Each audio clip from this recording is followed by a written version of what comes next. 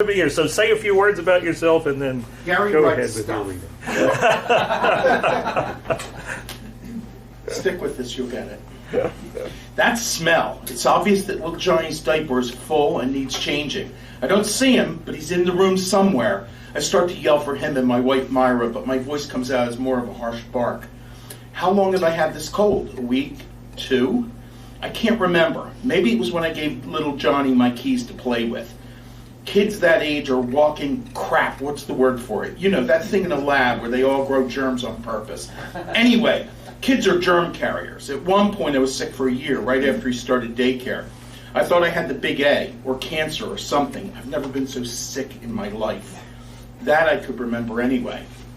I smell the dirty diaper again. The chair's comfy and I really don't feel like getting up.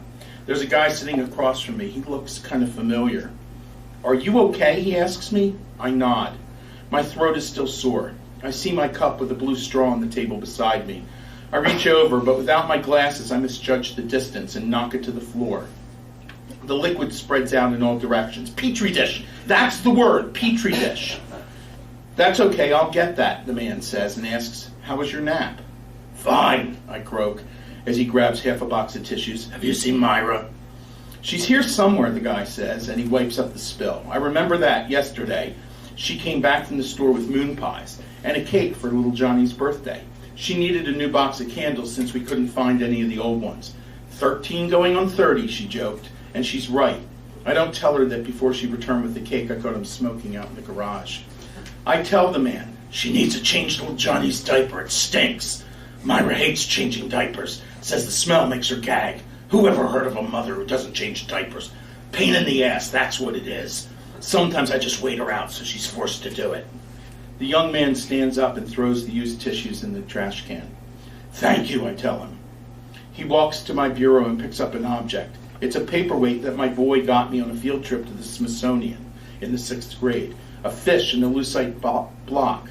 It's now completely clouded and broken in half. But Johnny was excited that he brought it home for me, so I kept it. Don't worry, it was broke before, I tell the familiar guy. You didn't do it. Someone gave it to me.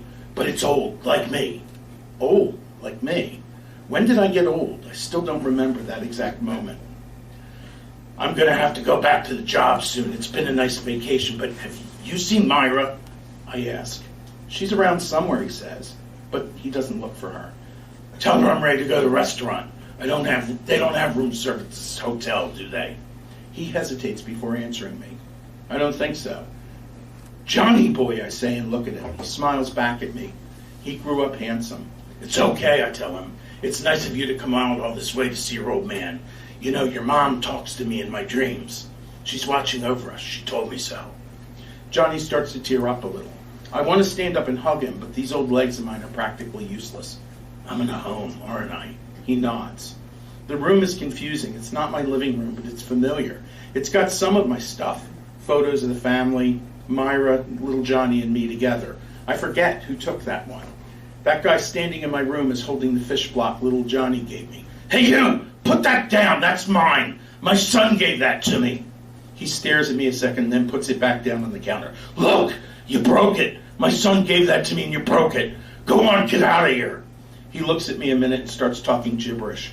I'm mad. A lady enters my room without knocking and whispers to him. They're talking about me, I know it. Get out of here, both of you. Why do you people keep walking into my place? I ought to call the police. Leave! I scream as loud as I can and start coughing so hard my back hurts. They look at me and finally leave. I try to push myself up from the chair, but I'm so tired I can't manage it. I see the broken gift on the counter and start to cry. Damn strangers come in here and steal my stuff or break it. They're not going to take my memories, too.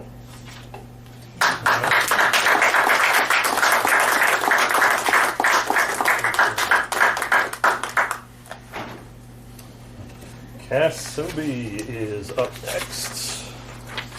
CK.